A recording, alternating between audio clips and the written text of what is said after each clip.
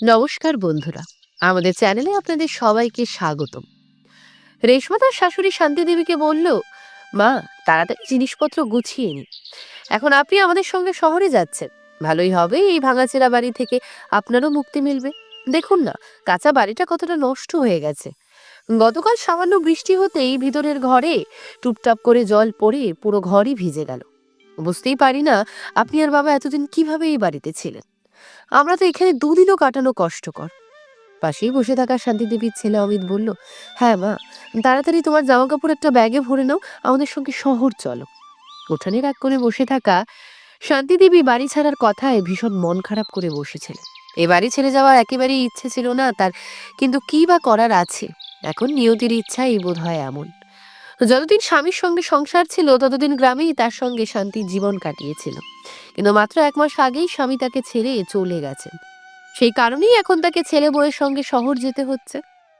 আসলে শহরে যাওয়ার বিন্দুমাত্র ইচ্ছা তার নেই, কিন্তু কি করবেন, ছেলেদের ছাড়া আর কেউ তো নেই যে বার্ধক্যে তার দেখভাল করবে। তাই ছেলেই বলেছে, মা, আমাদের সঙ্গে শহরে চলো। এখানে একা থাকবে কিভাবে, শহর থেকে গ্রাম অনেক দূর, বারবার এসে তোমার সঙ্গে দেখাশোনা করা সম্ভব নয়। তার চেয়ে আমাদের সঙ্গেই থাকো, আর এই ভাঙা বাড়িটা থেকেও রেহাই পাবে। শান্তিদেবী ছেলেকে বললেন, বাবা, এমন কি হতে পারে না যে এই বাড়িটাতে একটু টাকা খরচ করে মেরামত করে দাও? জানি না শহরে গিয়ে আমার মন বসবে কিনা। সারা জীবন তো এই বাড়িতেই কাটিয়েছি, এই বাড়ি ছেড়ে যেতে মন মানছে না। এই কথা শুনি বউ রেগে গিয়ে বলল, মা, এক তো আমরা আপনাকে আমাদের সঙ্গে নিয়ে যাচ্ছি, আর তার উপর আবার এত ঝামেলা। ঈশ্বরকে ধন্যবাদ দিন, আজকাল এমন ছেলে বউ খুবই কম মিলে যারা শাশুড়িকে সঙ্গে নিয়ে যেতে চায়। ভীষণ বিষণ্ণ কণ্ঠে শান্তিদেবী বললেন, বৌমা, এই বাড়িতেই তো আমার বিয়ে হয়েছিল, এ বাড়ির সঙ্গে আমার জীবনের সব স্মৃতি জড়িয়ে। বাড়িটা কাঁচা হলেও সেটাই আমার স্বপ্নের ঘর। বউ বিদ্রুপ করে হেসে বলল, যদি এই ভাঙা বাড়ি আপনার স্বপ্নের ঘর হয়, তাহলে আমার শহরের বাড়ি দেখে তো আপনি অবাক হয়ে যাবেন। একবার আমাদের শহরের বাড়িটা দেখুন, তারপর আর কোনো গ্রামে ফেরার কথা বলবেন না। আমার শান্তি ছেলেকে জিজ্ঞেস করলেন, বাবা, গ্রামের যে জমি জমা আছে সেগুলো কি হবে, চাষ করবে কি? অমিত বলল, মা, এত চিন্তা কেন করছো? যতদিন বাবা ছিলেন ততদিন চাষবাস করেছেন, এখন কি আমি আমার চাকরি ছেড়ে গ্রামে এসে চাষ করব? বছরে 1-2 বার এসে জমি বর্গা নিয়ে যাব, এই পর্যন্তই। চাষ করতে আমি আর গ্রামে আসবো না। তখন উঠোনের চেয়ারে বসে থাকা এক প্রতিবেশী বললেন, আরে শান্তি, এত ভাবছিস কেন? তোর ছেলে বউ সত্যিই ভালো, তোকে সঙ্গে করে শহর নিয়ে যাচ্ছে। আমাকে দেখ, তাদের থেকেও বেশি বয়স, 4-4টা ছেলে, সবাই শহরে থাকে আর আমি এখানে একা পড়ে আছি। কতবার বলেছি আমাকে সঙ্গে নিয়ে যেতে, কিন্তু সবাই কোনো না কোনো অজুহাত দেয়। তোর ভাগ্য তো ঈশ্বর সোনার কলমে লিখেছেন। মনে মনে শান্তিদেবী ভাবলেন, ওই প্রতিবেশী ঠিকই বলেছেন। মাঝে মধ্যে হাঁটা চলাতেও তার কত অসুবিধা হয়, তবুও কুন্তি দেবীর ছেলে বউরা কখনোই তাকে সঙ্গে নিয়ে যায়নি। একাই কোনো রকমে দিন কাটাচ্ছেন তিনি। দরকার পড়লে কেউ কেউ আসে, ডাক্তার দেখিয়ে ওষুধ দিয়ে যায়, দেখাশোনার জন্য একজন মেয়েকে রেখে দিয়েছেন। শান্তিদেবীর মনে হলো, ছেলে বউয়ের কাছে যেতে বেশি ভাবার দরকার নেই। প্রতিবেশীর কথায় তার মনটা হালকা হয়ে গেল, নতুন একটা ভরসাও পেলেন। মন খারাপ কিছুটা কমে এলো। তিনি খুশি মনেই ছেলে বউয়ের সঙ্গে শহরে যাওয়ার জন্য প্রস্তুত হয়ে গেলেন। পরদিন ভোরের ট্রেন। ভারী মন নিয়ে শান্তিদেবী নিজের গ্রাম আর বাড়িটাকে ছেড়ে ছেলে বউয়ের সঙ্গে শহরের উদ্দেশ্যে রওনা দিলেন। গ্রাম থেকে শহর অনেক দূর, প্রায় 24 ঘন্টার যাত্রা। দীর্ঘ পথ পেরিয়ে অবশেষে তারা শহরে পৌঁছালেন। অটো করে সবাই বাড়ির সামনে এসে নামলো। রেশমা তার পাশ থেকে চাবি বের করে নতুন বাড়ির দরজাটা খুলতে লাগলো। শান্তিদেবী এই প্রথম ছেলে বউয়ের বাড়িতে এলেন। বাইরে থেকে দেখতেই বাড়িটা বেশ সুন্দর আর জাঁকজমকপূর্ণ লাগছিল। বড় বড় চোখে তিনি বাড়িটার দিকে তাকিয়ে রইলেন, আর ছেলেকে বললেন, বাবা, সত্যিই তো শহরে তুমি খুব সুন্দর একটা বাড়ি বানিয়েছো। আমি তো এই বাড়িতে প্রথমবার এলাম, বাইরে থেকে দেখতেই এত সুন্দর লাগছে, ভিতরে গেলে না জানি কত সুন্দর হবে। হ্যাঁ মা, খুব পরিশ্রম করে আমি এই বাড়িটা বানিয়েছি, চলুন এখন ঘরের ভিতরে বসুন। শান্তিদেবী যখনই ঘরের ভিতরে ঢোকার জন্য পা বাড়ালেন, ঠিক তখনই রেশমা তাকে থামিয়ে বলল, মা, চপ্পলটা বাইরে খুলে রাখুন, দেখছেন না চপ্পলে কত দাগ লেগে আছে, ঘরের ভিতরে পুরো মেঝে নোংরা হয়ে যাবে। হ্যাঁ হ্যাঁ বৌমা, তুমি ঠিকই বলেছ, সত্যি আমার চপ্পল খুব নোংরা। এই বলে তিনি চপ্পল খুলে দরজার বাইরেই রেখে দিলেন। ভিতরে ঢুকে তিনি নিজের ব্যাগটা সোফার উপর রাখলেন। এটা দেখে রেশমা রেগে গিয়ে বলল, মা, এ কি করছেন? দেখছেন না সোফাগুলো কত দামি, আর আপনি আপনার ময়লা চিটে ব্যাগটা সোফার উপর রেখে দিলেন, পুরো সোফাটাই নোংরা হয়ে গেল। শান্তিদেবী তাড়াহুড়ো করে ব্যাগটা তুলে নিয়ে বললেন, বৌমা, তাহলে বলো আমার ব্যাগটা কোথায় রাখবো? তারপর একটু আবেগ ভরা গলায় বললেন, বৌমা বাড়িটা সত্যিই সুন্দর। এতগুলো ঘর, ইস, যদি তোমার বাবা ওই বাড়িতে আসতে পারতেন, তিনি দেখলে কত খুশি হতেন। ছেলে কত উন্নতি করেছে, এত বড় বাড়ি বানিয়েছে, আনন্দে আত্মহারা হয়ে যেতেন। এই কথা শুনে রেশমা বিরক্ত হয়ে বলল, হ্যাঁ, বাড়ি বানাতে অনেক টাকা লাগে, এই বাড়িতে আমার আর আমি দুজনেরই টাকা লেগেছে, তখনই এমন সুন্দর বাড়ি বানানো সম্ভব হয়েছে। কেউ কেউ তো সারা জীবন ভাঙাচেরা বাড়িতেই কাটিয়ে দেয়, আমাদের দ্বারা এসব হয় না। আমরা বাড়ি বানাইনি, প্রাসাদ বানিয়েছি। শান্তি দেবী পরিষ্কার বুঝতে পারছিলেন এই কথাগুলো আসলে তাকে লক্ষ্য করেই বলা হচ্ছে, কিন্তু নতুন নতুন এসেছেন তাই কিছু বললেন না, শুধু জিজ্ঞেস করলেন, বৌমা আমার জিনিসপত্র কোন ঘরে রাখবো? রেশমা বলল, মা সব ঘরই তো ভর্তি, একটা আমার ঘর, একটা গেস্ট রুম, একটায় আমি ঠাকুরের মন্দির করেছি, আর ছোট্ট ঘরটায় বাড়ির বাড়তি জিনিস রাখা হয়। এখন পিছনের দিকে একটা ঘরই বাকি আছে, সেখানেই চলুন, আপনার জিনিস রেখে দিই। রেশমা তাকে বাড়ির একেবারে পিছনের দিকে নিয়ে গিয়ে ছোট্ট একটা ঘরেই তার জিনিসপত্র রেখে দিল। বাড়িটা নতুন হওয়ায় নির্মাণের পর যা কিছু বেঁচে ছিল সবই ওই ঘরে রাখা, শুধু একটা খাট পাতার মতো জায়গা আর অল্প একটু চলাফেরার ফাঁক ছিল। শান্তি দেবী জিনিসপত্র রেখে দিলেও ছোট্ট ঘরটায় তার দম বন্ধ লাগছিল। এতদিন তো গ্রামের বড় উঠোনওয়ালা বাড়িতে থেকেছেন, এই ঘর তার কাছে খুবই সংকীর্ণ লাগছিল। বাইরে এসে তিনি ছেলেকে বললেন, বাবা ঘরটা খুব ছোট, তোমার বাড়িতে এতগুলো ঘর আছে, তার মধ্যে একটা আমাকে দিলে না? এই ঘরটা এত পিছনে যে না আমাকে দেখবে না বৌমাকে, একা একা বসে আমার ভয় লাগবে, সামনে কোনো ঘর থাকলে তোমাদের চোখের সামনে দেখতে পাবো, আমার মনও ভালো থাকবে। অমিত বলল, মা আমার অফিসের কাজ আছে, বাড়িতে লোকজন আসা যায়, মিটিংও হয়, তাই সামনের ঘরটা অতিথিদের জন্য রাখা হয়, বাকি ঘরগুলোর কথা রেশমা তোমাকে বলেই দিয়েছে, সব ভর্তি, তোমার জন্য পিছনের ঘরটাই ভালো। ছেলের মুখে এই কথা শুনে শান্তি দেবীর বুকটা যেন হিম হয়ে গেল। কত আশা নিয়ে তিনি শহরে এসেছিলেন, তবে কি এই জন্যই এভাবে কোণঠাসা হয়ে থাকতে? গ্রামে একা থাকতে মন বসত না বলেই তো এসেছিলেন। ছেলে বউ বলেছিল শহরে তাকে নিজেদের সঙ্গে রাখবে, রেখেছেন বটে, কিন্তু থেকেও যেন তাকে পর বানিয়ে দিয়েছে। এখানেও তিনি একাই, ভীষণ দোটানায় পড়ে গেলেন তিনি, না পারছেন গ্রামে ফিরতে, না পারছেন শহরে মন বসাতে, যাবেই বা কোথায়? নিজেকে বোঝাতে চেষ্টা করলেন, এই তো ছেলে বউয়ের বাড়ি, সময়ের সঙ্গে সব ঠিক হয়ে যাবে, এখনই কোনো সিদ্ধান্ত নেওয়া ঠিক হবে না, ধীরে ধীরে সব ভালো হয়ে যাবে, এই আশাতেই তিনি আবার ছোট্ট ঘরটায় ফিরে গেলেন। সন্ধ্যায় রেশমা রান্না করলো এবং সবাইকে খেতে ডাকলো। শান্তি দেবীও ডাইনিং টেবিলে এসে বসলেন। খাওয়ার ছিল বেশ ঝালঝাল, ছোলার তরকারি, পুরি আর ভাত। গ্রামে তিনি রাতে খুব হালকা খাবার খেতেন, ভাত তো একেবারেই নয়, কিন্তু বউ রান্না করেছে আর সারাদিনের এত কথা হয়েছে, কিছু বলার ইচ্ছা ছিল না, চুপচাপ তরকারি আর ভাত খেয়ে নিলেন। কিন্তু সারা রাত পেটে গ্যাসে অস্বস্তি হতে লাগলো, ঠিক করে ঘুমোতেও পারছিলেন না। পরদিন তিনি বৌমাকে বললেন, বৌমা রাতে ভারী খাবার খাওয়ায় আমার পেট খুব ব্যথা করছে, সন্ধ্যায় একটু হালকা খাবার বানালে ভালো হয়। রেশমা সঙ্গে সঙ্গে বলল, না মা, আপনার জন্য আমরা সন্ধ্যায় মুগ ডাল আর লাউ খাবো না, আপনার পেট খারাপ হলে নিজের জন্য নিজেই হালকা কিছু বানিয়ে নেবেন, আমাদের কোনো সমস্যা নেই, আমরা তো বুড়ো হইনি, আমরা সন্ধ্যায় ভারী খাবারই খাই। আবারও শান্তি দেবী চুপ করে গেলেন। তার মনে হচ্ছিল তিনি যেন নিজের ছেলে বউয়ের বাড়িতে নন, কোনো অচেনা বাড়িতে এসেছেন, যেখানে তাকে সবকিছুতেই নিজেকে মানিয়ে নিতে হচ্ছে। তবুও তিনি মনে প্রাণে চেষ্টা করেছিলেন সবকিছু মেনে নিয়ে ছেলে বউয়ের সঙ্গে খাপ খাইয়ে নেওয়ার, কিন্তু না, ছেলে বা বউয়ের দিক থেকে এমন কোনো না কোনো কথাই হয়ে যেত যা শান্তি দেবীর মনে গভীর কষ্ট দিত। এভাবেই দিন গড়াতে লাগলো। দেখতে দেখতে বউ ছেলের বাড়িতে এসে তার 2 মাস কেটে গেল। ধীরে ধীরে তিনি তাদের নিয়মেই চলতে শিখলেন। সন্ধ্যার খাবার নিজেই রান্না করতেন, নিজের ছোট্ট ঘরেই থাকতেন, বউ ছেলে যা বলতো তাই করতেন। তবুও কোনো একটা খচখচানি থেকেই যেত। তিনি বুঝতে পারতেন ছেলে বউয়ের সঙ্গে এসে তিনি সত্যি সুখী নন। একদিন তিনি ছেলে বউকে গ্রামে ফিরে যাওয়ার কথা বললেন। বউ সঙ্গে সঙ্গেই বলল, গ্রামে গিয়ে কি করবেন? যে ভাঙা বাড়িটা ছিল এতদিনে তো নিশ্চয়ই ধসে পড়েছে, থাকার মতো তো একটাও ঘর নেই, সেখানে গিয়ে করবেনটা কি? আমাদের সঙ্গেই থাকুন। তারপর আবার যোগ করলো, আর হ্যাঁ, কাল আমাদের দুজনেরই বাইরে কাজ আছে, রাত হয়ে যাবে, দরজা টরজা ভালো করে বন্ধ করে রাখবেন, আমরা ফেরার আগে ফোন করে দেব। পরদিন ছেলে বউ কাজে বেরিয়ে গেল। রাত 10টা নাগাদ বাড়ি ফিরলো। সেদিন শান্তি দেবী রান্না করতে গিয়ে ভাবলেন রাত করে ফিরবে, ক্লান্ত থাকবে, তাই নিজেদের সঙ্গে সঙ্গে ওদের জন্য সাদাসিধে খাবার বানিয়ে রাখলেন। লাউয়ের সবজি আর রুটি রান্না করলেন। রাতে ছেলে বউ ফিরতেই তিনি ডাইনিং টেবিলে খাবার পরিবেশন করলেন। সেটা দেখেই দুজনে রেগে উঠলো। মা, কে আপনাকে বলেছিল আমাদের জন্য এই অসুখের খাবার বানাতে? আমরা এটা খাবো না। সারাদিন কাজ করে ক্লান্ত হয়ে এসেছি, লাউয়ের সবজি দেখেই মেজাজ খারাপ হয়ে গেল, এটা সরিয়ে ফেলুন। রেশমা বলল, অমিত তাড়াতাড়ি পিৎজা অর্ডার করো, আর যেটাতেই চলবে। শান্তিদেবী কাপা গলায় বললেন, বাবা তোমরা খুব বেশি বাইরে খাবার খাও, এতে শরীরের ক্ষতি হয়। যতটা সম্ভব ঘরের সাদাসিধে খাবার খাও, এতে তেল মশলা খাও, এটা ভালো নয়। এতে রেশমা আরো রেগে গিয়ে বলল, মা এমনিতেই আমরা ভীষণ ক্লান্ত, এখন আপনার উপদেশ দিয়ে আমার মাথা খারাপ করবেন না। এই পচা খাবার তুলে নিয়ে নিজের ঘরে গিয়ে খান। শান্তিদেবী একবার ছেলের দিকে তাকালেন, যে নিজের ফোন আর কাজে ব্যস্ত, আর কিছুই না বলে থালাটা তুলে নিয়ে নিজের ঘরে চলে গেলেন। কিন্তু সেই খাবার তার গলা দিয়ে নামলো না, চোখে বেয়ে গেল অশ্রুর মতো জল। আমি তো ওদের ভালোই চেয়েছিলাম, তবু কেন সবসময় আমাকে অপমান করা হয়? বড় হয়ে কি এতটুকু বোঝানো অপরাধ? এ ভাবনাতেই না খেয়ে তিনি শুয়ে পড়লেন। মাঝরাতে হঠাৎ ভয়ঙ্কর ঝড় উঠল।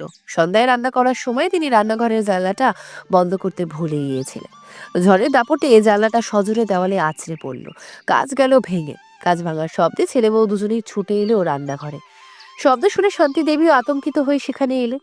জানালার ভাঙা গাছ দেখে ছেলে বউ দুজনেই রেগে চিৎকার করতে লাগলো, মা আপনার কোনো বুদ্ধি নেই? কত কষ্ট করে আমরা এই বাড়ি বানিয়েছি, একটা একটা টাকা জোগাড় করে সবকিছু কিনেছি, আর আপনার কোনো কিছুই পরোয়া নেই। আপনার অসাবধানতার জন্য এত দামি জানালার কাজ ভেঙে গেল। এখন আবার ৫-৬ হাজার টাকা খরচ হবে, কিন্তু আপনার তো কিছুই যায় আসে না। আপনার তো কখনোই এমন বাড়ি ছিল না, না জানলা দরজা ভাঙার ভয়ও ছিল না। রেশমা আরো ক্ষেপে উঠে বলল, অবি ১ সপ্তাহ আগেই তোমার মা ডিনার সেটের একটা বাটি ভেঙে ফেলেছিল, কিন্তু দামি সেট কিনেছিলাম। আমি তোমার মায়ের এই সব কাণ্ডে একেবারে বিরক্ত। তারপর বিদ্রুপ করে বলল, এক কাজ করো, তোমার মাকে গ্রামেই রেখে আসো। এরা ওই ভাঙা বাড়িতেই থাকার যোগ্য, ভালো বাড়ি আর ভালো খাবার এদের সহ্য হয় না। অমিত রাগে চোখ বড় করে বলল, মা কাল তোমার জিনিসপত্র গুছিয়ে রেখো, আমি কালই তোমাকে গ্রামে রেখে আসবো। অনেক চেষ্টা করেছি তোমাকে আমাদের সঙ্গে মানিয়ে নিতে, কিন্তু তুমি পারছো না। শহরে থাকার বুদ্ধি তোমার নেই। শান্তি দেবী কাঁদতে কাঁদতে বললেন, বাবা এতদিন পরে গ্রামে গিয়ে আমি কিভাবে থাকবো? যদি আমাকে গ্রামেই রেখে আসতে চাও, অন্তত একটা পাকা ঘর তো বানিয়ে দাও, বর্ষাকালে যেন মাথা গোজার জায়গা থাকে। রেশমা চেঁচিয়ে উঠলো, মা লজ্জা করে না এসব বলতে? আমরা এত দামি বাড়ি বানিয়েছি, এখনো পুরো ইএমআই শোধ হয়নি, আর আপনাকে গ্রামে ঘর বানিয়ে দিতে হবে? আমাদের কাছে অত টাকা নেই, টাকার গাছ লাগানো নেই। হ্যাঁ মা, রেশমা ঠিকই বলেছে।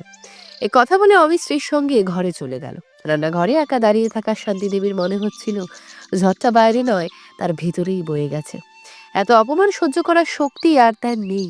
এতদিন চুপ করেছিলেন এই ভেবে যে ছেলে বউ একদিন বুঝবে, কিন্তু তারা বোঝার বদলে তাকে আরো অপমানই করেছে। তিনি মনে মনে সিদ্ধান্ত নিলেন, আর নয়, এই বাড়িতে আমি থাকবো না। আমার গ্রামের বাড়ি যেমনই হোক সেখানেই ফিরে যাব। পরদিন অমিত তাকে গ্রামে নামিয়ে দিয়ে সঙ্গে সঙ্গে ফেরার টিকিট কেটে শহরে ফিরে গেল। উঠোনে দাঁড়িয়ে শান্তি দেবী এক দৃষ্টিতে ছেলের চলে যাওয়া দেখলেন। যেতে যেতে ছেলেকে একবারও বললেন না, মা কিছু টাকা রেখে দিও, উঠোনে অনেক আগাছা হয়েছে, পরিষ্কার করার জন্য কাউকে ডেকে নিও। শূন্য উঠানে দাঁড়িয়ে শান্তি দেবীর চোখ ভরে উঠল। এত বড় বাড়ি, এত বড় শহর, তবুও তার জন্য কোথাও একটু জায়গা রইল না। বাড়ির রেশন জলের জন্য কিছু কিনে নাও, এই কথাটা বলি সে নীরবে শহরের দিকে রওনা হয়ে গেল। ভাগ্যলিপি মনে নিয়ে শান্তি দেবী এটাও সদরে গ্রহণ করলেন। তিনি মনে মনে ভাবলেন, দেখি ঈশ্বর বার্ধক্যে আমার ভাগে কি বা লিখে রেখেছেন। হয়তো তিনি আমাকে পরীক্ষা নিচ্ছেন, আর আমি সেই পরীক্ষায় উত্তীর্ণ হওয়ার চেষ্টা করব। যতটা জীবন দিয়েছে ততটা অন্তত শান্তিতেই কাটাবো। গ্রামে ফিরে আজ যেন কোথাও একটা গভীর স্বস্তির নিঃশ্বাস ফেললেন শান্তি দেবী। বাড়িতে ছাদ নেই, তবুও একটা স্বাধীনতার অনুভূতি ছিল, যেটা তাকে খুশি করেছিল। পিছনে ফিরে তাকিয়ে দেখে নিজের বাড়িটার দিকে, চারিদিকে বড় বড় আগাছা হয়ে উঠেছে, ভাঙাচেরা সেই বাড়িটা কি পরিষ্কার করতে কাজে লেগে পড়লেন তিনি। ওদিকে শহরে ছেলে বউ আরামেই থাকতে লাগলো, সময় গড়াতে লাগলো। হঠাৎ একদিন অমিত গুরুতর অসুস্থ হয়ে পড়লে রেশমা তাকে হাসপাতালে নিয়ে গেল। জানা গেল অতিরিক্ত বাইরের খাওয়ার কারণে তার লিভারের সমস্যা দেখা দিয়েছে। সব রিপোর্ট দেখে ডাক্তার অমিতকে বললেন, এখন থেকে বাইরের খাবার পুরোপুরি বন্ধ করতে হবে, না হলেই তো তোমার জন্য খুব ক্ষতিকর হবে। শুধু ঘরের সাদাসিধে খাবার খাবে, আর আজ থেকে যদি নিজের শরীরে যত্ন না নাও, সামনে আরো বড় সমস্যায় পড়তে হবে। এই কথা শুনে রেশমা খুব ভয় পেয়ে গেল। বাড়িতে সাদাসিধে রান্না শুরু হলো। যেসব লায়ের সবজি দেখে আগে দুজনেই নাক সিটকাতো, আজ ডাক্তারের নির্দেশে সেটাই খেতে হচ্ছে। কিন্তু ভাগ্য এখানেই থামেনি। অমিত যে কোম্পানিতে কাজ করতো, হঠাৎই সেই কোম্পানি বন্ধ হয়ে গেল। ফলে অমিতের চাকরি চলে গেল। দুজনে মিলে সামান্য কিছু টাকা সঞ্চয় ছিল, সেই টাকায় কয়েকদিন সংসার আর ঔষধের খরচ চালালো। কিন্তু এক সময় ব্যাংকের টাকাও ফুরিয়ে গেল। আয়ের আর কোনো পথ রইল না। উপরোক্ত ব্যাংক থেকে একের পর এক নোটিশ আসতে লাগলো। এই সময় অমিত নতুন চাকরির জন্য জায়গায় জায়গায় আবেদন করছিল, কিন্তু কোথাও কোনো কাজ পাচ্ছিল না। সব চেষ্টা করেও ব্যর্থ হলো সে। অবস্থা এমন হলো যে হাতে 1 টাকাও নেই, সংসার চালানো অসম্ভব হয়ে পড়ল। তখন রেশমা তাকে বলল, অমিত, আমাদের কাছে এখন টাকা নেই ঠিকই, কিন্তু টাকা পাওয়ার একটা রাস্তা আছে। তাতে করে বাড়ির ইএমআই মেটানো যাবে, আর তুমি নতুন চাকরি খোঁজার সময়ও পাবে। অমিত অবাক হয়ে জিজ্ঞেস করলো, এত টাকা আসবে কোথা থেকে? এই বাড়ির দাম তো 24 লাখ নয়, পুরো 1 কোটি। এত বড় অঙ্কের টাকা কেউ ধার দেবে না। হালকা হেসে রেশমা বলল, আরে আমার পুরো কথা তো শোনো। গ্রামে তোমার বাবার যে জমিটা আছে সেটা কবে কাজে লাগবে? তুমি তো সেখানে চাষ করতেও যাও না। এখন প্রয়োজন পড়েছে, জমিটা বিক্রি করে দিলেই সেই টাকায় বাড়ির লোনও শোধ হয়ে যাবে এবং জীবনটাও আবার সঠিক পথে ফিরবে। এই কথা শুনে অমিত খুব খুশি হলো। রেশমা, দারুণ আইডিয়া দিয়েছো, আগে আমার মাথায় এটা আসেনি কেন? তারপর একটু থেমে বলল, কিন্তু জমিটা তো মায়ের নামে আছে। রেশমা বলল, তাতে কি? মায়ের নামে থাকলে কি মা ছেলের জন্য জমি বিক্রি করতে পারেন না? গ্রামে চলো, মাকে সব কথা খুলে বলবো। তিনি জমি বিক্রি করে সঙ্গে সঙ্গেই তোমাকে টাকা দিয়ে দেবেন। আর দেরি কি? পরের দিনই অমিত আর রেশমা টিকিট কেটে গ্রামে পৌঁছে গেল। মায়ের ভাঙাচেরা বাড়িটা খুঁজতে লাগলো, কিন্তু সেখানে সেই বাড়ি ছিল না। সেখানে এখন একটা পাকা বাড়ি দাঁড়িয়ে আছে, সামনে বড় স্টিলের গেট। বাড়িটা দেখে অমিত একটু ঘাবড়ে গেল। আশেপাশের লোকজনকে জিজ্ঞেস করলো, কাকা, এখানে তো আমার বাড়ি ছিল, জমিটাও আমাদেরই। 8-9 মাস আগে আমি মাকে এখানে রেখে গিয়েছিলাম, তাহলে এই বাড়িটা কে বানালো? মনোহর কাকা বললেন, আরে বাবা, এই তো তোমার মায়ের বাড়ি, দেখো না উনি দরজা খুলছেন। কিছুদিন আগে উনি এই বাড়িটা বানিয়েছেন। এই কথা শুনে অমিত আর রেশমা দুজনেই হতবাক। এত সুন্দর বাড়ি, মায়ের কাছে এত টাকা এলো কোথা থেকে? দুজনেই মায়ের দিকে এগিয়ে গেল। দরজার কাছে পৌঁছে অমিত বলল, মা, তুমি এসব কিভাবে করেছো? এত টাকা কোথা থেকে পেলে? বাড়ি বানানোর আগে আমাদের একবারও বলনি কেন? শান্তি দেবী শান্ত গলায় বললেন, বাবা, সব কথা বাইরে বলবে নাকি? ভিতরে এসো, বসে কথা বলবো। দরজাটা পুরো খুলে দিলেন তিনি। রেশমা ভিতরে ঢুকতে যাচ্ছিলেন, তখনই শান্তি দেবী বলেন, বৌমা, চপ্পলটা বাইরে খুলে রাখো। এইমাত্র ঘর পরিষ্কার করেছি, ভেতরটা নোংরা হয়ে যাবে। রেশমা অবাক হয়ে শাশুড়ির মুখের দিকে তাকিয়ে রইল। রাগ হচ্ছিল খুব, কিন্তু আজ শাশুড়ির কাছেই তার দরকার, কারণ জমি তো তারই নামে। তাই কিছু না বলে চুপচাপ চপ্পল খুলে ভিতরে ঢুকে পড়ল। ভেতরে ঢুকেই চারদিকে তাকিয়ে রেশমা মুগ্ধ হয়ে গেল। বাড়িটা সত্যি খুব সুন্দর। 2টো ঘর, একটা হল, বড় উঠোন, আলাদা রান্নাঘর, সুন্দর গেট, জানালা, দরজা সবই ঝকঝকে। রেশমা যখন ঘর দেখছে তখন শান্তি দেবী বললেন, দেখলে বৌমা, এখন আমারও বাড়িতে এই দামি জানলা দরজা লাগিয়েছি। এবার আর বলতে পারবে না আমার বাড়িতে জানালা দরজা নেই। একটার পর একটা কথা বলে যেন তিনি বেছে বেছে জবাব দিচ্ছিলেন। রেশমা চুপচাপ সব শুনছিল। অমিত সোফায় বসে মাথা নিচু করেছিল। শান্তি দেবী সবার জন্য চা নাস্তা নিয়ে এলেন। চা নাস্তার পর রেশমা শাশুড়িকে নিজের সব দুঃখের কথা শোনাতে শুরু করলো। মা, আপনাকে জানেন আমাদের সঙ্গে কি কি হয়েছে? অমিতের শরীর খুব খারাপ হয়ে গিয়েছিল। পরে চাকরিটাও চলে গেল, ব্যাংক থেকে একের পর এক নোটিশ আসতে লাগলো। এইসব ঝামেলা চাপে পড়েই আমাদের বাধ্য হয়ে বাড়িটা ফিরে আসতে হলো। মা, আপনি এখনই আমাদের সাহায্য করুন। ছেলের শরীর খারাপের কথা শুনে শান্তিজির মন খারাপ হয়ে গেল। তিনি বললেন, বাবা, আমি তো তোমাদের আগেই বলেছিলাম বাইরের খাবার কম খেতে, সাদাসিধে খাবার খেতে, নিজের স্বাস্থ্যের দিকে একটু খেয়াল রাখতে। কিন্তু তখন তোমাদের আমার কথা ভালো লাগতো না। আর আজ দেখো, ডাক্তারই তোমাদেরকে বাইরের খাবার খেতে বারণ করেছে। যদি তখন আমার কথা শুনতে, তাহলে আজ এই দিন দেখতে হতো। এই কথা শুনে অমিত আর রেশমা দুজনেই চুপচাপ মাটির দিকে তাকিয়ে থাকে। অমিত বলে, মা, এখন সব সমস্যা থেকে বেরোনোর একটাই উপায় আছে। গ্রামে আপনার যে জমিটা আছে সেটা বিক্রি করে দেওয়া। সেই টাকা দিয়ে ব্যাংকের লোন শোধ করে দেব। তখন হাতে টাকা থাকলে নতুন চাকরি খোঁজার সময়ও পাবো, আরাম করে সংসারের খরচও চলবে। শান্তি দেবী বললেন, বাবা, কোন জমির কথা বলছো? সে জমির এক অংশ তো আমি আগেই বিক্রি করে দিয়েছি। সে টাকা দিয়ে এই ঘরটা বানিয়েছি। আর যে অর্ধেক জমি বাকি আছে সেটা আমি আমার নিজের খরচের জন্য রাখবো। ওটা বিক্রি করে দিলে আমি চলবো কি করে, বাঁচবো কিভাবে, কে জানে বাঁচবো কদিন। তখন তো টাকার খুব দরকার পড়বে। আর তাছাড়া বাবা, তোমাদের আমি আগেও দেখে ফেলেছি। শেষবার যখন আমাকে এখানে রেখে গিয়েছিলে, তখন পরের মতো এই খড়ের চাল দেওয়া ভাঙাচেরা ঘর রেখে এগিয়েছিলেন। একবারও জিজ্ঞেস করনি, মা, তোমার কাছে টাকা আছে কিনা, রান্না করার কিছু আছে কিনা, তুমি কি খাবে, কোথায় থাকবে, কিভাবে থাকবে, কিছুই জিজ্ঞেস করনি। শুধু ঘরের ভিতরে রেখে চলে গিয়েছিলেন। তাই বাবা, এই বাকি জমিটা আমি বিক্রি করব না। এটাই আমার বুড়ো বয়সের ভরসা।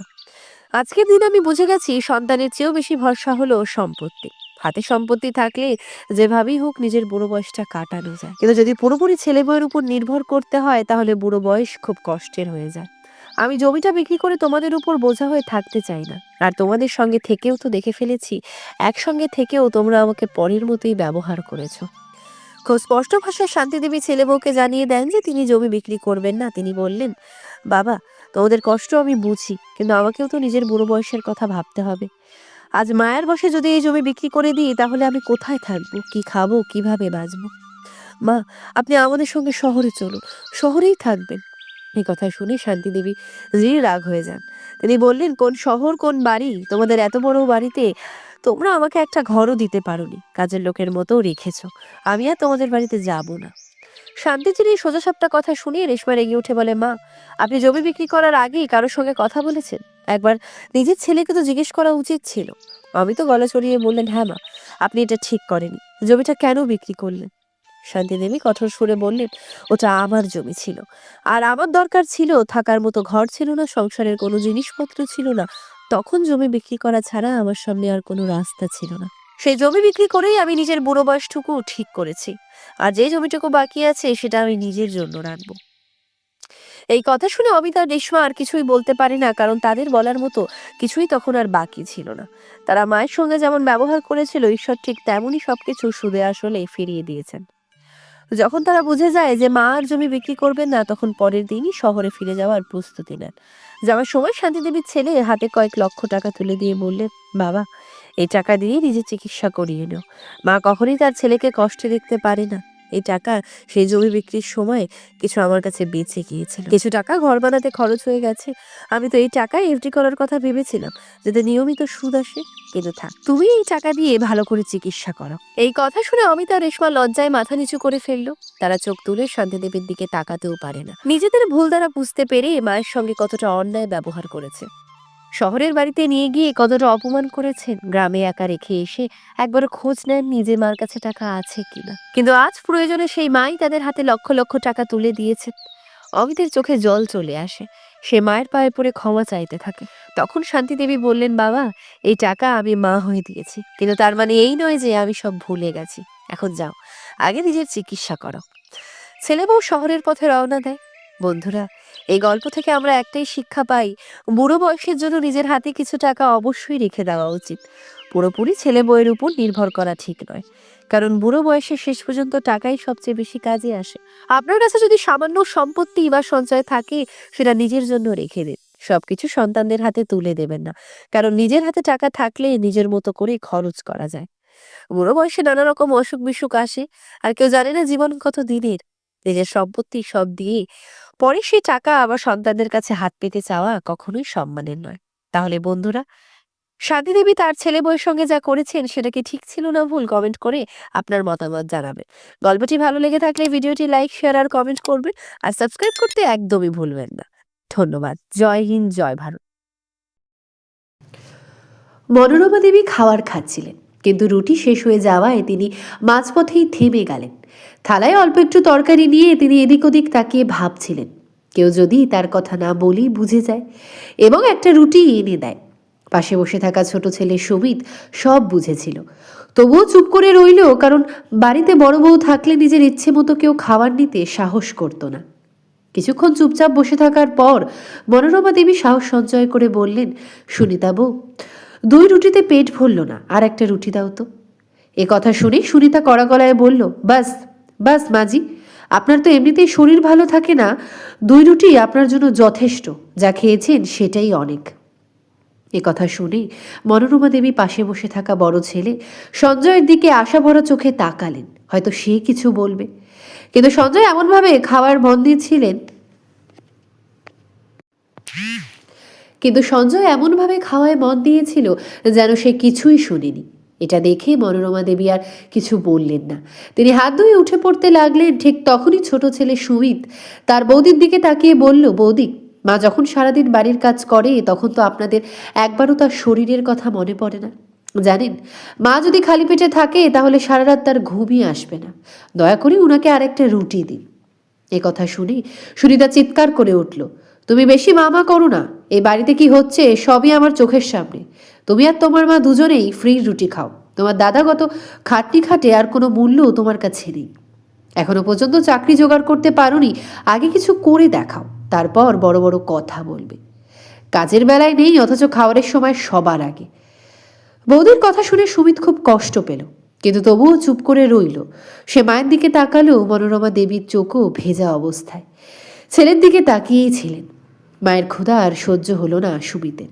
সে নিজের থালা থেকে একটা রুটি তুলে মায়ের থালায় রেখে দিল। বলল, মা, আপনি এই রুটিটা খান, আজ আমি এক রুটিতেই থাকবো। এই দৃশ্য দেখে সুনিতা আরো রেগে গেল। সে মনোরমা দেবীর থালা থেকে সেই রুটিটা তুলে সেই রুটিটা তুলে মেঝেতে ছুঁড়ে ফেলে বলল, আমার কথা বুঝতে পারোনি নাকি? আমি বলেছি আর খাবার দেওয়া হবে না, মানে দেওয়া হবে না। এখন তোমরাও না খেয়ে থেকো, বড় এসেছো মায়ের চামচা। এটা দেখে সুমিতের চোখেও জল চলে এলো। সে বলল, বৌদি, আপনার মধ্যে তো এক ফোঁটাও মানবিকতা নেই। কেউ কি এভাবে কারো থালা থেকে রুটি তুলে ফেলে দেয়? সুমিত এতটুকু বলতেই বড় ভাই সঞ্জয় তাকে ধমক দিয়ে বলল, বৌদির কাছে ক্ষমা চাও। সুমিত বলল, দাদা, যখন বৌদি মায়ের সঙ্গে অন্যায় করছিল তখন আপনি বোবা কালা হয়ে বসেছিলেন, আর এখন হঠাৎ করে আপনার মনে পড়ল যে কিছু ভুল হচ্ছে। আপনি এত বড় গোলাম হয়ে গেছেন যে নিজের মায়ের কথাই ভাবেন না। এই কথা শুনে সঞ্জয় উঠে সুমিতের গালে এক জোরে চড় মেরে বলল, আমি অনেক সহ্য করেছি তোমার বেয়াদবি, এখন এখান থেকে বেরিয়ে যাও, না হলে আমার রাগ আরো ভয়ঙ্কর হবে। সুমিত কাপা গলায় বলল, দাদা, আপনার যে খারাপ মানুষ আর কেউ হতেই পারে না, যে চুপচাপ বসে নিজের মায়ের অপমান দেখেও কিছু বলে না। এই কথা শুনেই সঞ্জয় আবার একটা চড় মেরে তাকে ধাক্কা দিতে দিতে বাড়ি থেকে বের করে দিল। সুমিত হতভম্ব হয়ে দাঁড়িয়ে রইল। এরকম কিছু সে কল্পনাও করেনি।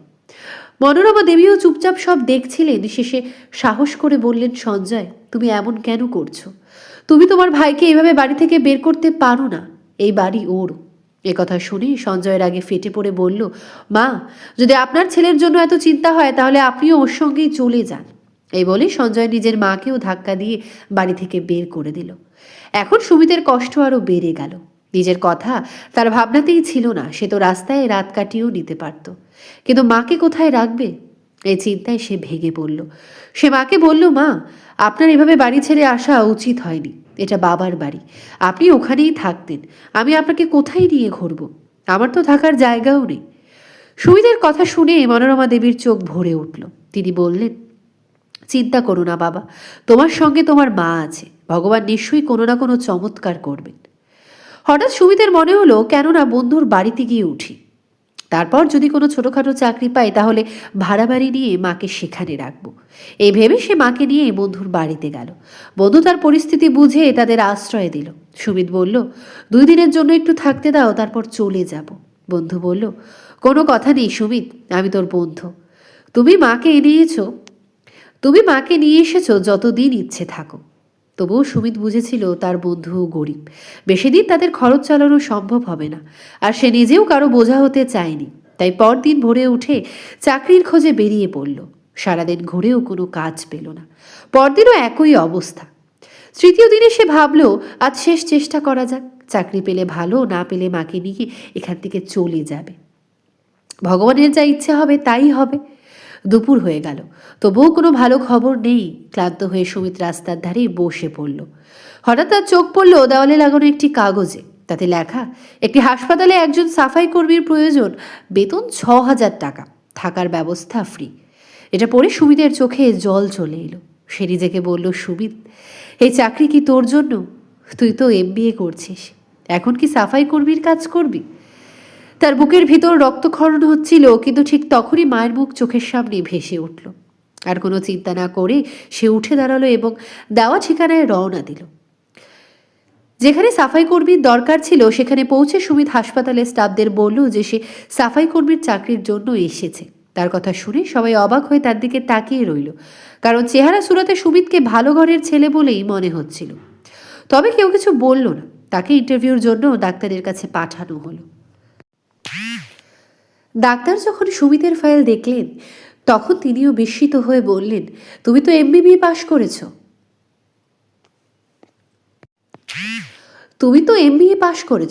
আর তুমি সাফাই কর্মীর চাকরি করতে চাও? এই চাকরি তো সাধারণত তাদের জন্য যারা পড়াশোনা করতে পারেনি এবং নিজের পরিশ্রমে রুজিরুটি করতে চায়। আমাকে বলো, তুমি এই কাজটা কেন করতে চাইছো? কথা শুনে সুমিতের চোখে জল এসে গেল। সে বলল, স্যার, আমি খুবই অসহায় অবস্থায় আছি। অনেক জায়গায় ইন্টারভিউ দিয়েছি, কিন্তু কোথাও কিছুই পেলাম না। এই মুহূর্তে আমার চাকরির খুব দরকার। সেই চাকরি চপরাশিরই হোক না কেন। সুমিতের অসহায় অবস্থা বুঝে ডাক্তার তাকে সাফাই কর্মীর চাকরি দিয়ে দিলেন। সেই সঙ্গে হাসপাতালের পিছনে থাকা ফ্ল্যাটগুলোর মধ্যে একটি ফ্ল্যাট তাকে থাকার জন্য দিয়ে দিলেন। সুমিত বুঝতেই পারছিলেন না এটা তার জীবনের খুশির মুহূর্ত না দুঃখের। যাই হোক, সে বন্ধুর বাড়িতে ফিরে এসে কৃতজ্ঞতা জানিয়ে বলল, এই কঠিন সময়ে তুমি আমাকে আশ্রয় দিয়েছ, নিজেদের বাড়িতে থাকতে দিয়েছ, এর জন্য তোমাকে অনেক ধন্যবাদ। কিন্তু এখন আমি মাকে নিয়ে এখান থেকে চলে যাচ্ছি, কারণ আমি একটা হাসপাতালে চাকরি পেয়ে গেছি। এই কথা শুনে বন্ধুটি হেসে বলল, আমাকে বোকা বানাচ্ছিস নাকি? তুই তো MBA করেছিস, হাসপাতালে তোর কি চাকরি হতে পারে? সুমিত শান্ত গলায় বলল, আমাকে সাফাই কর্মীর চাকরি দেওয়া হয়েছে। এই কথা শুনেই তার বন্ধুর চোখেও জল এসে গেল। সে বলল, হিয়ার সুমিত, আমার বাড়ি সবসময় তোর জন্য খোলা, কিন্তু নিজের উপর এভাবে জুলুম করিস না। মনোবল ধরে রাখ, তুই নিশ্চয়ই ভালো চাকরি পাবি। ততদিন পর্যন্ত এখানে নিশ্চিন্তে থাকতে পারিস। সুমিত বলল, তোমাকে অসংখ্য ধন্যবাদ, এতদিন আমাকে এখানে রেখেছ, সব দিক থেকে খেয়াল রেখেছ। এই উপকার আমি কোনোদিন ভুলব না। কিন্তু এখন যখন রুটি রোজগারের ব্যবস্থা হয়ে গেছে, তখন সেটাকে লাথি মারতে চাই না। তাই আজ মাকে নিতে এসেছি। বন্ধু তাকে অনেক বোঝালো, অনেক অনুরোধ করলো, কিন্তু সুমিত সিদ্ধান্ত বদলালো না। সে তার মাকে নিয়ে হাসপাতালের পিছনের ফ্ল্যাটে গিয়ে থাকতে শুরু করলো। মনোরমা দেবী জিজ্ঞেস করলেন, বাবা, কি ধরনের চাকরি পেয়েছ? সুমিত বলল, মা, আমি অফিসে বসে কম্পিউটারের হিসাব নিকাশের কাজ করি। এ কথা শুনে মনোরমা দেবীও খুশি হয়ে গেলেন। সুমিত মায়ের কাছে সত্যটা বলতে পারেনি, কারণ তাতে তিনি খুব দুশ্চিন্তায় পড়ে যেতেন আর তার ব্লাড প্রেশার বেড়ে যেত। তাই সে মাকে মিথ্যে বলল এবং পরদিন থেকেই সকালে কাজে যেতে লাগলো। এখন সুমিত মন দিয়ে হাসপাতালের পরিষ্কার পরিচ্ছন্নতার কাজ করত। কাজ করতে করতে সে ভাবত, হয়তো তার ভাগ্যে এটাই লেখা ছিল। মানুষ তো নিজের ভাগ্যের ফলই ভোগ করে। তাহলে হয়তো আমার ভাগ্যে এই দারিদ্র আর কম বেতনের ছোট চাকরিটাই লেখা ছিল। সে অকারণেই বড় বড় চাকরির স্বপ্ন দেখছিল। এভাবেই 1 মাস কেটে গেল। একদিন ডাক্তার তাকে নিজের অফিসে ডেকে তার কাজের প্রশংসা করে বললেন, তোমার বিরুদ্ধে আমাদের কোনো অভিযোগ নেই, তাই 6,000 টাকার বদলে আমি তোমাকে 8,000 টাকা দিচ্ছি। এ কথা শুনে সুমিত খুব খুশি হয়ে গেল। সে বলল, ডাক্তারবাবু, আপনার এই উপকার আমি সারা জীবন ভুলব না। কঠিন সময় আপনি আমাকে ভরসা দিয়েছেন। এই বলে সে বেতনের টাকা হাতে নিয়ে ডাক্তারের অফিস থেকে বেরিয়ে এলো। বাইরে এসে টাকাগুলো গুনতে লাগলো। হঠাৎই তার চোখ ভিজে গেল।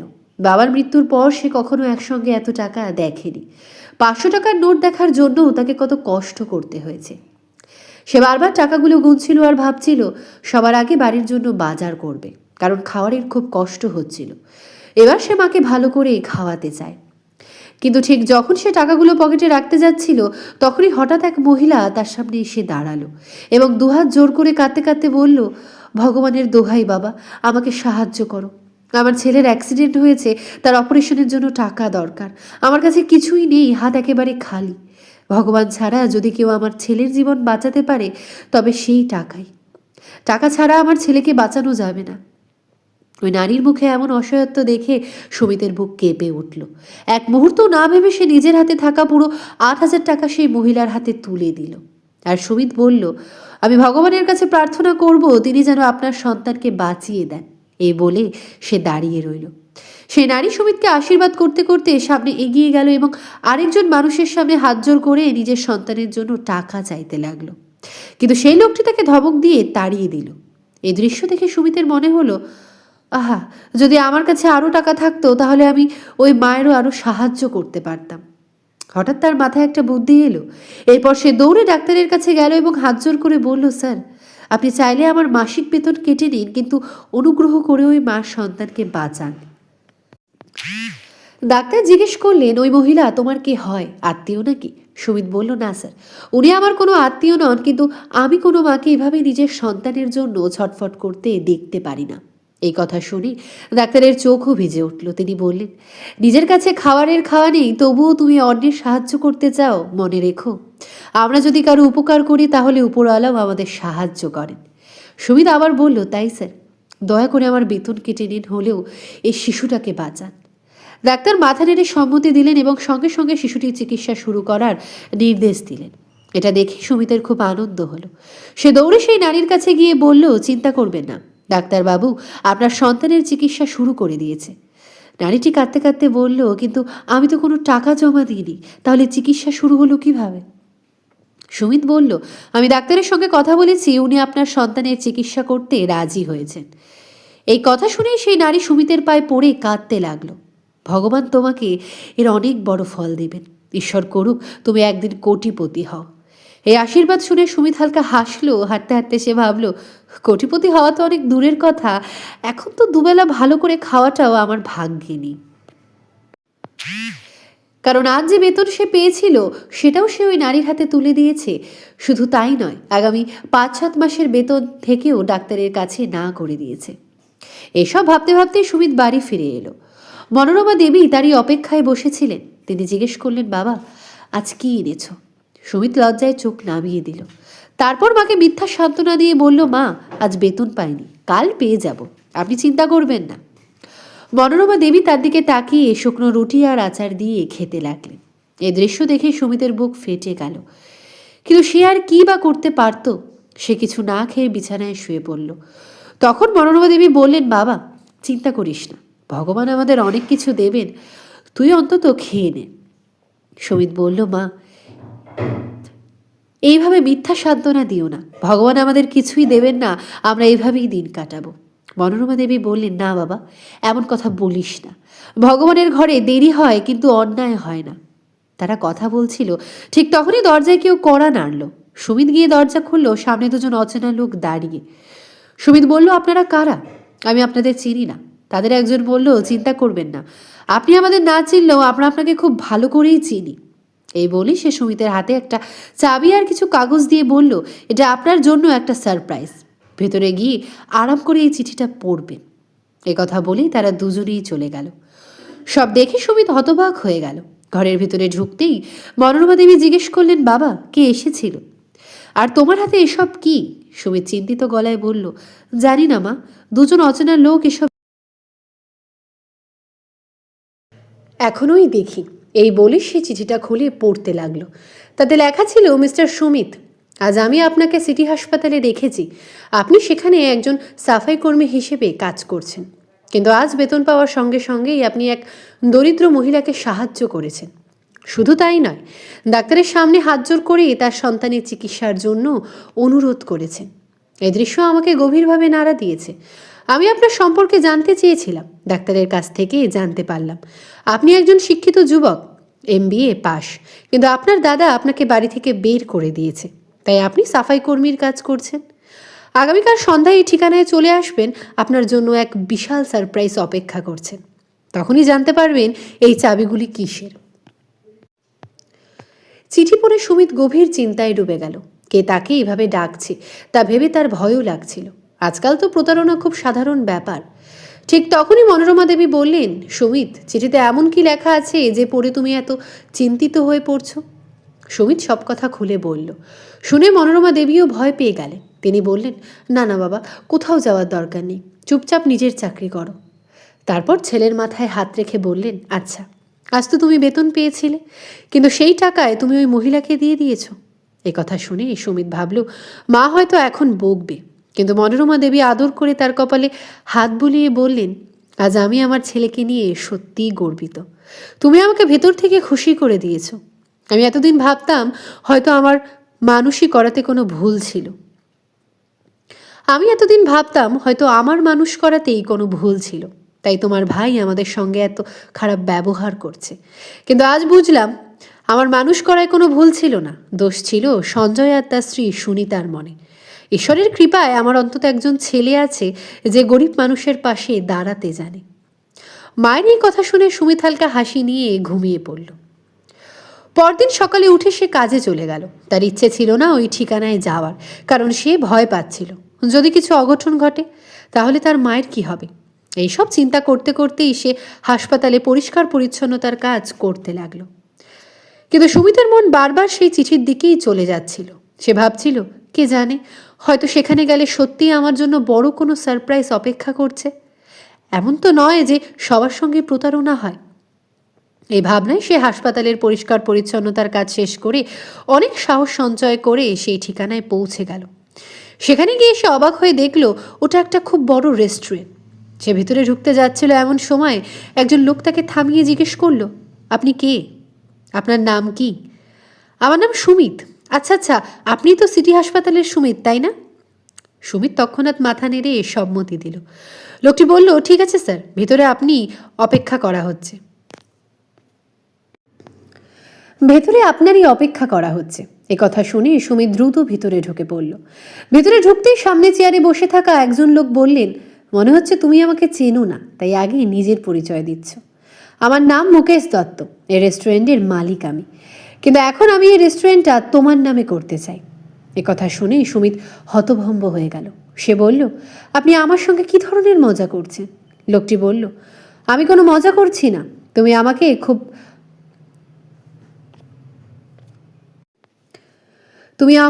ভালো লেগেছো। যেভাবে তুমি মানুষের সাহায্য করো সেটা আমার মন ছুঁয়ে গেছে, তাই আমি আমার সব কিছু তোমাকে দিতে চাই। সুমিত আরও অবাক হয়ে জিজ্ঞেস করলো, এর পিছনে আপনার কারণ কি? মুকেশবাবু বললেন, আজ থেকে 5 বছর আগে আমার সঙ্গেও ঠিক তাই হয়েছিল যা তোমার আর তোমার মায়ের সঙ্গে হয়েছে। আমি ক্যান্সারের রুগী। আমি আমার 2 ছেলে আর 1 মেয়েকে নিয়ে থাকতাম, কিন্তু আমার 2 ছেলে আমার দায়িত্ব নিতে অস্বীকার করে এবং আমাকেও আমার মেয়েকে বাড়ি থেকে বের করে দেয়। কিন্তু বাবা, নিজের পুরনো কাহিনী শুনিয়ে তোমার সময় নষ্ট করতে চাই না। শুধু এতটুকুই বলতে চাই, এই রেস্টুরেন্ট এমন একজন মানুষের হাতে দিতে চাই যে অন্যদের সাহায্য করতে জানে। আমি হাসপাতালে দেখেছি তুমি কিভাবে সেই মহিলাকে সাহায্য করেছিলে। পরে ডাক্তারের কাছ থেকে তোমার সম্পর্কে জেনেছি। তিনি তোমার খুব প্রশংসা করেছিলেন, বলেছিলেন তুমি অত্যন্ত ভালো মনের মানুষ, নিজে না খেয়ে থেকেও অন্যের পাশে দাঁড়াতে পারো। এই কারণেই আমি আমার পুরো সম্পত্তি তোমার নামে করতে চাই। আমার আশা তুমি সব সময় মানুষের উপকার করে যাবে। তবে আমার তোমার কাছে একটা ছোট্ট অনুরোধ আছে, আমার মেয়ে হাতটা তুমি ধরো, ওকে তুমি বিয়ে করো। আমার একটাই মেয়ে, আমি তাকে তার দাদাদের হাতে ছেড়ে যেতে পারি না। সে খুবই নিষ্পাপ, তার ভাই আর বউ তার জীবন নরক করে দেবে। আর কোথায় বিয়ে দেবে কে জানে, তাই অনুরোধ করছি বাবা, তুমি আমার মেয়েকে বিয়ে করো, কারণ আমার এখন মনে হচ্ছে আমার জীবনের দিন ফুরিয়ে এসেছে আর মৃত্যু আমার জন্য অপেক্ষা করছে। এই কথা শুনে সুমিত স্তব্ধ হয়ে গেল। সে কখনো স্বপ্নেও ভাবেনি একটা ছোট ভালো কাজ তার জীবনে এত বড় ফল এনে দেবে। সে মনে মনে ভাবল, এই কারণেই গরিব মানুষের সাহায্য করা উচিত। কে জানে ঈশ্বর কোন রূপে এসে আমাদের সাহায্য করে। সে তো সামান্যই সাহায্য করেছিল, আর ঈশ্বর তাকে কোটি টাকার সম্পত্তির মালিক করে দিলেন।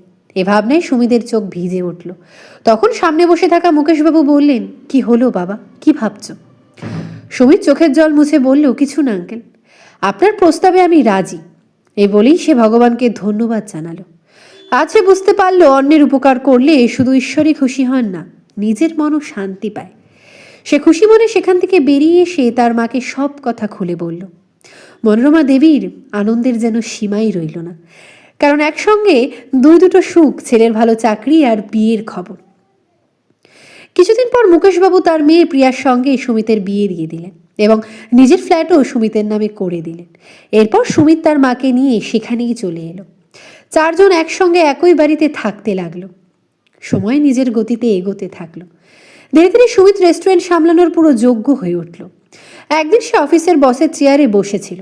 হঠাৎ দেখে সে অবাক হয়ে গেল, ম্যানেজারের লাইনে তার নিজের ভাই সঞ্জয় দাঁড়িয়ে আছে। সঞ্জয়ও বসের চেয়ারে বসে থাকা সুমিতকে দেখে হতবাক হয়ে গেল। কিছুক্ষণ পর সুমিত যখন নিজের অফিসে গেল, তখন সঞ্জয়ও তার পিছন পিছন ঢুকে পড়ল এবং বলল, সুমিত, এসব কিভাবে হলো? সুমিত শান্ত গলায় বলল, আমি এখন আপনার বস, তাই আমাকে নাম ধরে ডাকবেন না। এ কথা শুনে সঞ্জয়ের মুখ ঝুলে গেল। সে বলল, আমি তোমার বড় দাদা, পুরনো সব কথা ভুলে যাও, আমরা 2 ভাই মিলে একসঙ্গে এগিয়ে যাব। সুমিত কঠোর গলায় বলল, আজ আমাকে বসের চেয়ারে দেখে উন্নতির কথা বলছো, অথচ সেই দিন তুমি আমাকে আর মাকে ধাক্কা মেরে বাড়ি থেকে বের করে দিয়েছিলে। এটা সময়ের খেলা। সেই দিন তোমার সময় ছিল আর আজ আমার সময়, কিন্তু আমি তোমার মতো নই, তোমাকে ধাক্কা দিয়ে বের করব না। এখানে চাকরি করতে চাইলে চুপচাপ আমার অফিস থেকে বেরিয়ে যাও। এই কথা শুনে সঞ্জয় ভয় পেয়ে চুপচাপ সেখান থেকে চলে গেল। তার চলে যাওয়ার পর সুমিত ভাবল, এই সবই ভগবানের লীলা। কেউ আমাদের বাড়ি থেকে বের করে দেয়, আর সময় বদলালে সেই মানুষই আমাদের পায়ে পড়তে চায়। তাই ঈশ্বরের সামনে দাঁড়িয়ে কখনো অহংকার করা উচিত নয়, আর সব সময় গরিব অসহায় মানুষের পাশে দাঁড়ানো উচিত। বন্ধুরা, যদি আমাদের এই গল্পটি ভালো লেগে থাকে তবে আমাদের ইউটিউব চ্যানেলটি সাবস্ক্রাইব করতে এবং ভিডিওটিতে লাইক দিতে ভুলবেন না। আগামী দিন আরও একটি নতুন এবং আকর্ষণীয় গল্প নিয়ে ফিরে আসবো।